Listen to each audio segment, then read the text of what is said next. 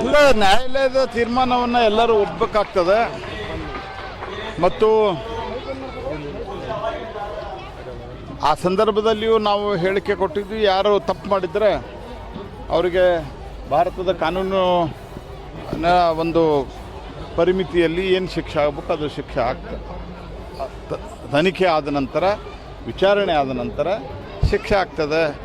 ತಪ್ಪು ಮಾಡಿರಲಿಲ್ಲ ಅಂದರೆ ಶಿಕ್ಷೆ ಆಗಲ್ಲ. ಇವತ್ತು ನ್ಯಾಯಾಲಯ ತೀರ್ಮಾನ ಕೊಟ್ಟಿದೆ ಅಂದರೆ ನ್ಯಾಯಾಲಯ ತೀರ್ಮಾನವನ್ನು ಒಪ್ಕೋಬೇಕು. ಉಳಿದದ್ದು ಮುಂದಿನ ಆಯ್ಕೆಗಳು ಅವ್ರವ್ರಿಗೆ ಆರೋಪಿಗಳಿಗೆ ಬಿಟ್ಟಿದ್ದು. ಆದರೆ ಇವತ್ತು ನ್ಯಾಯಾಲಯ ತೀರ್ಪು ಕೊಟ್ಟಿದೆ ಅಂತಂದ್ರೆ ನ್ಯಾಯಾಲಯ ತೀರ್ಪು ಬಗ್ಗೆ ನಾವೇನು ಹೇಳಿದಿರ್ತದೆ. ನ್ಯಾಯಾಲಯ ತೀರ್ಪು ಅದು ಒಂದು